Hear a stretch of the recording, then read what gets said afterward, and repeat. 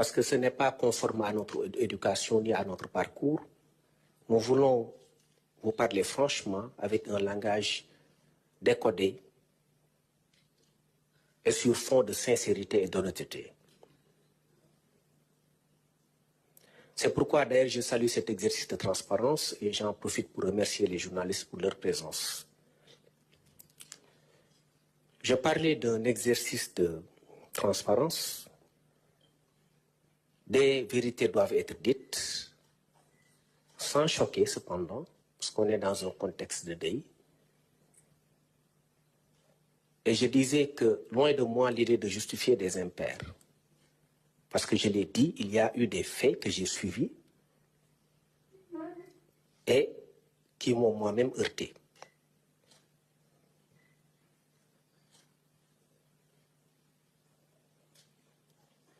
Il y a lieu de remarquer que depuis quelque temps, un changement de stratégie, de méthode et de tactique a été noté dans le cadre du combat de certaines personnes établies à l'université. Parce que pour moi, un étudiant, c'est aussi des valeurs, même si je ne condamne personne. Je respecte le principe de la présomption d'innocence, mais j'estime que les choses sont devenues assez graves. Et la situation de l'université est alarmante et alerte.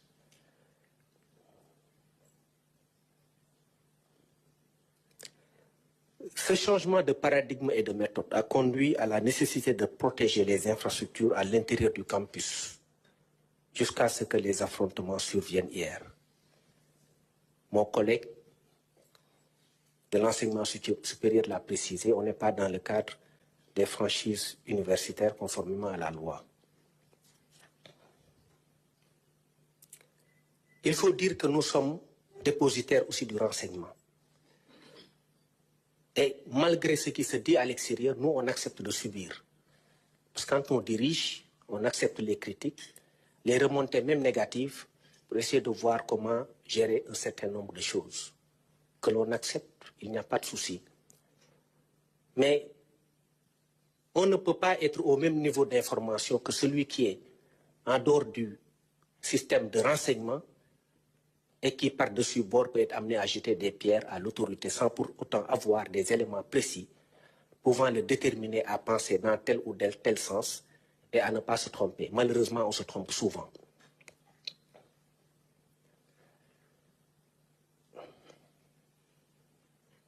Je l'ai dit, nous avons reçu des renseignements. C'est des renseignements précis, montrant que certaines personnes allaient s'en prendre aux infrastructures du campus social et un début de destruction du restaurant Self a été opéré hier et du restaurant central vers 6 heures du matin. Parce qu'ils devaient descendre sur le terrain à 6h, 6h30 pour opérer des destructions. Ils ont commencé à s'en prendre au restaurant parce que l'université avait communiqué en disant que les étudiants pouvaient venir se restaurer, mais sous la condition de présenter un ticket, conformément à l'usage. La nuit, ils se sont réunis pour dire qu'ils refusaient ce format et qu'ils allaient de force pénétrer les restaurants pour s'emparer de la nourriture. À défaut de quoi, les restaurants seront détruits et les infrastructures universitaires pillées.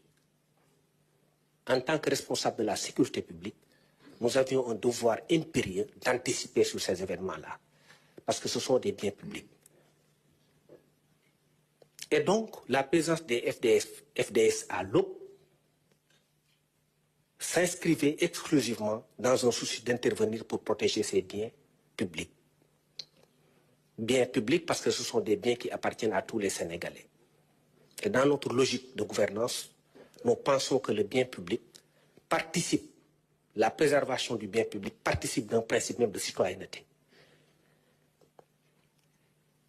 Il faut bien qu'on s'entende. Sur le terrain, il y a eu des actes de violence qu'on a constatés de part et d'autre.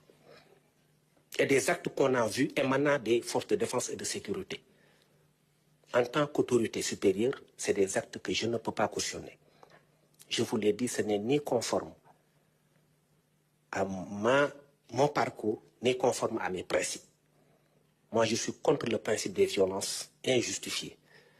L'État étant certes dépositaire de la violence légitime, Mais il faut que cette violence soit calculée, soit équilibrée et soit nécessaire pour faire cesser un fait. Mais on ne peut pas aller au-delà pour commettre des choses qui relèvent à la limite d'infractions pénales. Tout comportement constaté hier a fait l'objet d'une enquête qui pourra aboutir à des résultats et faire intervenir des sanctions. Nous ne tremblerons pas lorsqu'il s'agira de distribuer des sanctions, lorsque nous estimerons qu'il y a eu des faits qui procèdent de dépassement de la simple gestion de l'ordre public et du simple rétablissement de l'ordre public.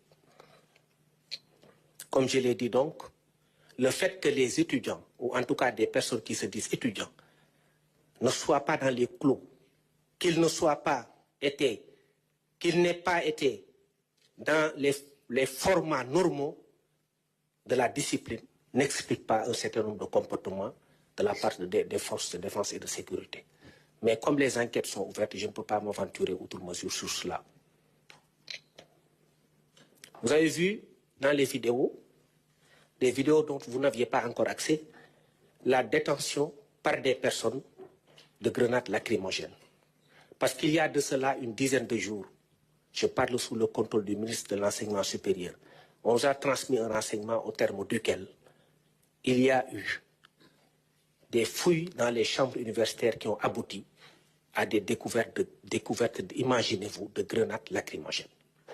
Ce qui n'a jamais été constaté dans l'histoire de l'université. D'une part. Avant cela, il y avait une fouille inopinée qui avait été organisée par les mêmes autorités universitaires, fouille qui a permis la découverte d'armes tranchantes et contondantes. Et ce ne sont pas des armes classiques de cuisine, des couteaux de cuisine. Des images seront projetées tout à l'heure, parce que ça vient des autorités universitaires. Et une enquête a été ouverte d'ailleurs dans ce sens-là. Un communiqué s'en est suivi. Vous l'avez vu, par le fait du ministre de l'Enseignement supérieur, qui a effectivement montré qu'il y avait des armes découvertes dans les chambres des étudiants.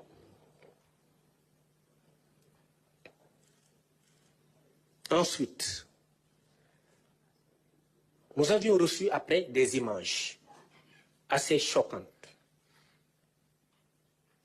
d'une personne qui n'était pas de nationalité étrangère, le lendemain de la victoire du Sénégal sur le Maroc, agressée par des étudiants.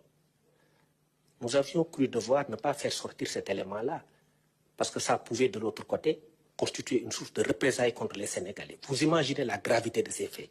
On a été obligé de ne pas diffuser cet élément vidéo. Ces personnes ont été interpellées et jugées en flagrant délit par le tribunal de grande instance hors classe de Dakar. Ce sont des faits qui sont là et qui sont vérifiables et documentés. Et je l'ai dit, loin de moi l'idée de justifier quelques violences policières que je condamne, attendant que les résultats m'échouent et me parviennent. En tant qu'avocat, je ne peux pas cautionner des choses qui me semblent relever de l'illégalité. Parce que la violence doit être proportionnelle et mesurée, je l'ai dit. Je précise d'ailleurs que sous mon autorité, les forces de défense et de sécurité ne violeront jamais les franchises universitaires.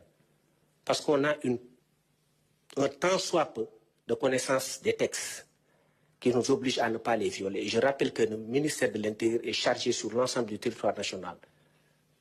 Et sans aucune exception, et aucune portion du territoire national ne peut échapper à l'application de nos lois. Les franchises universitaires résultent de la loi 94-79 du 24 novembre 1994, qui n'implique pas le campus universitaire. Mon collègue l'a tout à l'heure précisé. Avec ce qu'on a pu constater, il s'agissait d'aller au-devant de la scène et de permettre d'éviter effectivement des dommages qui sont après survenus sur quelques points. Nous avons, après avoir subi ce choc que nous avons tous partagé hier, parce que nous sommes aussi nous avons été des étudiants, nous épousons la cause estudiantine lorsqu'elle est légitime, parce que nous sommes aussi passés par là, par l'université. Nous avons pris en main la situation hier nous-mêmes